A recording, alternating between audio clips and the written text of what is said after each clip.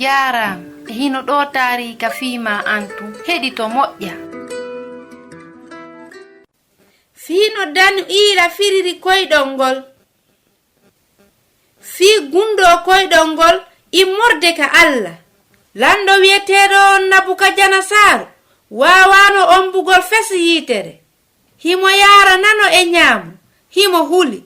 On say o noddi goɗɗo e jiyaaɓe makko ɓen.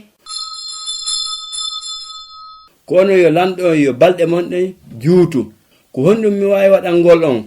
Nodditu tinna waajotoɓe ɓen e mbileɓen fof miɗo hoyɗi koyɗol aaningol lam fota non yeete lan ko honɗum woni firo koyɗol angol.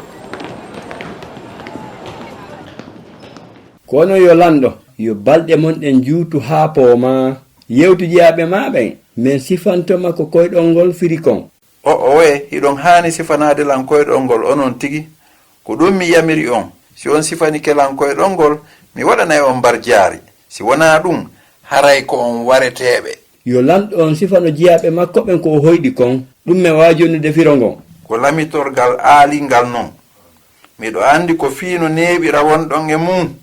Meɗe wawi firgol koyɗi ɗin kono hay goto ka hoore leydi ɗo wata wadde konko lanɗo o landi ko landi kon wona ko gasata. On fof mi sahimbinay on. Hay danu iila e yimɓe makko ɓen no tawda e ɓen. Kono kanko danu iila hari o hula. Ɓay o nani dalil nde yamirore hulɓininde nde lanɗo on ƴetti. O yahi ka suudu o yeeti yiɓɓe makko ɓen. Hiɗen haani torade Allah men no andi hunde kala himo wawi yeytade lan ngol koyɗol wirniingol. Ko Allah tu wawata wallitade ma ko ɗulle o waɗi.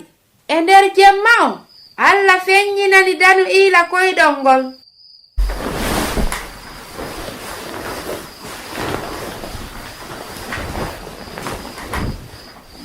Ko Allah labaɗo ko feƴƴiti keerol mi jarnima hiɗa andi piiji ɗin fuu a jaabike torndeji amen ɗin.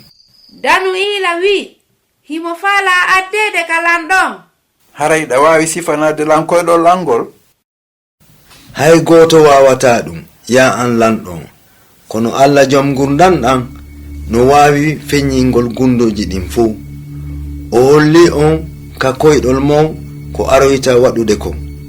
Lanɗon e nder koyɗol makko ngol o yi nandol laaru njandu hari baadi mayru on no laba hoore nden ko kange laaɓude nde waɗira ɗum no holli firo laamu mon ngun ko kangu ɓuri mawnude e fanɗude ɗi fuu kono laamateriiji aroyay ɗiɗin ɓawto mon ɓurtay tun jaasude ka lannode laamu ngun lancoyto kono e nder mum kadi Allah darnay laamu makko ngun laamu Allah ngun luttay haa pooma ko o poomayankeejo koyɗol mongol ko haqiiqa.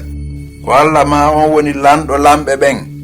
Lanɗo on haawi fiino koyɗol ngol firtirano o yaɗi danu iila dokke ɗuuɗuɗe hittuɗe o alɗinimo o alɗi fota ko waɗi kon kadi yeeso hiɗe waawi heɗitade ɗum ka taarika hikkotoɗo. Ko Husainatu wonno e yewtude mi weltanike ma fii ko heɗitiɗa kon hiɗen e saayi.